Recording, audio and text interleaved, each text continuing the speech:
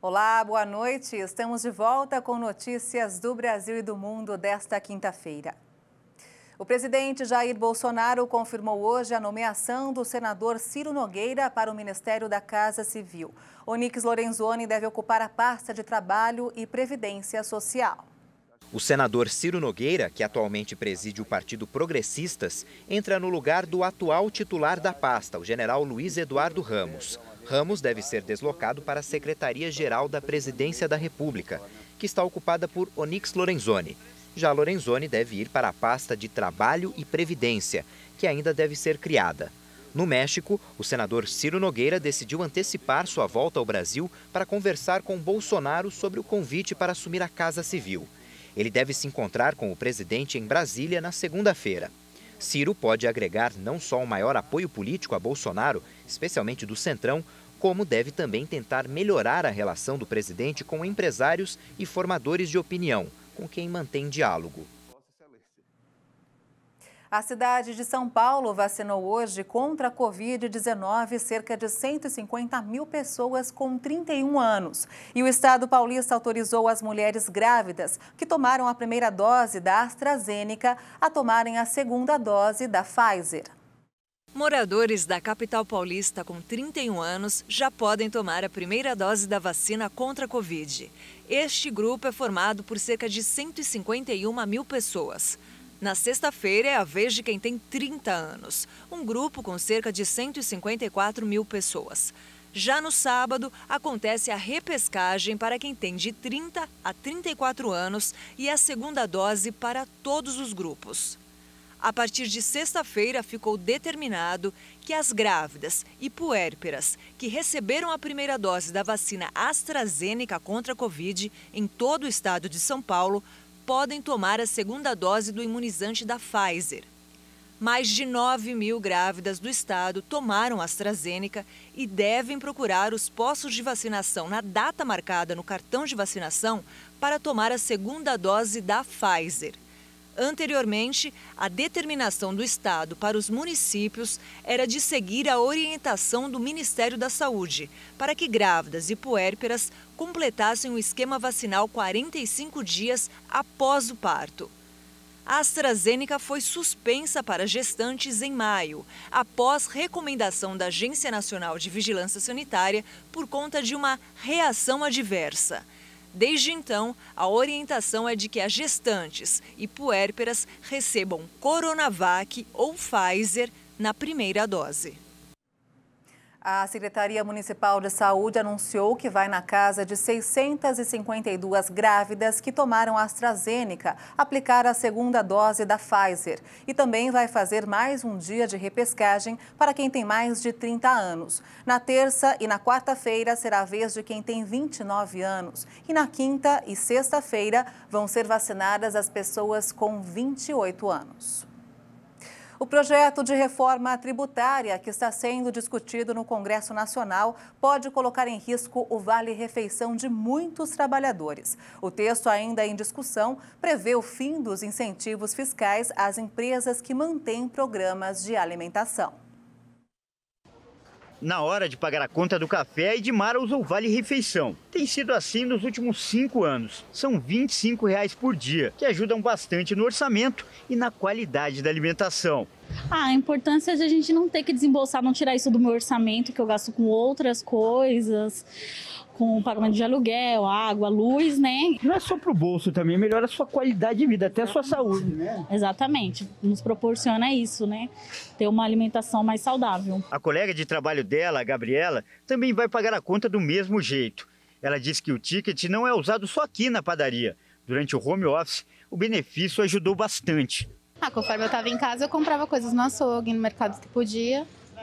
Aí vindo para cá, a gente só gasta em restaurante mesmo na hora do almoço. Mais de 22 milhões de brasileiros recebem os vales-refeição ou alimentação. O benefício faz parte do PAT, o Programa de Alimentação do Trabalhador, que foi criado em 1976. Mas o projeto de reforma tributária que está em discussão no Congresso Nacional pode acabar com os tickets de comida. O texto determina o fim dos incentivos fiscais às empresas que aderirem ao programa. A justificativa é que, com a reforma, as empresas terão que pagar uma carga tributária menor. Eu acho que o maior problema aí vai ser aquelas empresas menores que, de alguma forma ou de outra, já deixam de cumprir algum tipo de obrigação, porque a gente sabe, né, a pandemia veio aí, afetou milhares de negócios, pequenos negócios, e a empresa faz o quê? Qual que é a primeira linha de uma empresa que começa a apertar a questão financeira? É deixar de pagar tributo. Então, prefere pagar empregado, que para mim não está correto, obviamente, e a última coisa que pensa em pagar é tributo, diferentemente do que acontece com uma empresa grande, que certamente tem uma reserva, tem um caixa de contingenciamento, tem um planejamento financeiro todo montado a longo prazo. A possibilidade de corte do benefício já tem causado polêmica. A Associação Brasileira de Empresas de Benefícios ao Trabalhador, a BBT, acredita que se o texto for aprovado dessa forma, muitas empresas deixarão de oferecer o auxílio para alimentação. Na medida em que a reforma tributária traz mudanças no que diz respeito à isenção fiscal, etc., então a gente não tem dúvida de que isso vai desestimular, vai fazer com que o empresário acabe utilizando esse valor que, em princípio, é concedido a título de auxílio alimentação para outras finalidades, e isso, com o tempo, vai acabar se diluindo, né? E esse benefício, ao longo do tempo, é capaz de, inclusive, desaparecer. A minha maior preocupação com isso é em relação à questão relativa a acordo coletivo e convenção coletiva, que exige do empregador o pagamento desses vales para o empregado. E aí, obviamente, com ou sem incentivo, a empresa é obrigada a pagar. Bares, restaurantes e padarias, como essa aqui, que fica na região central de São Paulo, devem ter um impacto bastante negativo com a medida. Uma pesquisa feita pela BBT projeta que o fim dos vales refeição e alimentação deve causar a falência de mais de 100 mil estabelecimentos em todo o país. O gerente da padaria calcula que cerca de 30% dos pagamentos são feitos com vale-refeição. Quando chega o fim do mês, inclusive, alguns clientes deixam de frequentar o local porque os créditos do vale acabaram. Dia 22, dia 23, aquele cliente, ele já a entrada dele no estabelecimento é menor. Às vezes fala, nossa, você sumiu, que o ticket está acabando. O saldo do ticket está negativo, só semana que vem. Então a gente percebe a importância desse ticket para nós.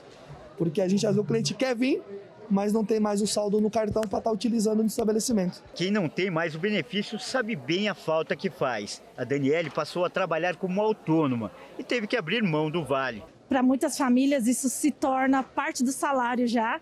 E eles contam com isso para botar comida dentro de casa, né? Isso é fundamental para o orçamento e para a alimentação deles e da família deles. Tendo em vista que 85% aproximadamente dos trabalhadores recebem até 5 salários mínimos, então esse adicional, quer dizer, benefício, né, para fundamentalmente garantir uma alimentação de qualidade ao trabalhador, ele representa muito do salário, muito do dia a dia do brasileiro. Então, qualquer, digamos, vulnerabilização da concessão desse auxílio, isso desestrutura até a economia familiar. Uma onda de calor atinge a capital da Coreia do Norte. As temperaturas têm ultrapassado os 35 graus. Nas ruas de Pyongyang, os coreanos tentam amenizar o calor usando guarda-chuvas e leques. Alguns se refrescam comendo gelo raspado com coberturas doces, uma sobremesa tradicional do verão. Apesar do clima sufocante, todos continuam usando máscaras para evitar a propagação da Covid.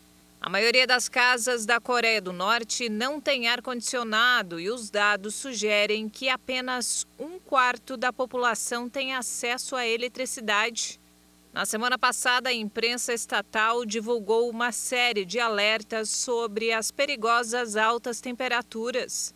As catástrofes naturais costumam ter um maior impacto no país, devido à sua precária infraestrutura e por sua vulnerabilidade a inundações causada pelo desmatamento. No verão passado, uma série de tufões causou enchentes que danificaram plantações e destruíram milhares de casas. No mês passado, o líder norte-coreano Kim Jong-un admitiu que a situação do abastecimento de alimentos no país está ficando tensa, devido aos persistentes danos provocados pelos tufões, que impediu que medidas fossem tomadas para minimizar o impacto dos desastres naturais. E essa edição termina aqui. Você acompanha outras informações durante a nossa programação. E se quiser rever as nossas reportagens, é só acessar o canal Hit Notícias no YouTube. Uma boa noite para você e até amanhã. Tchau.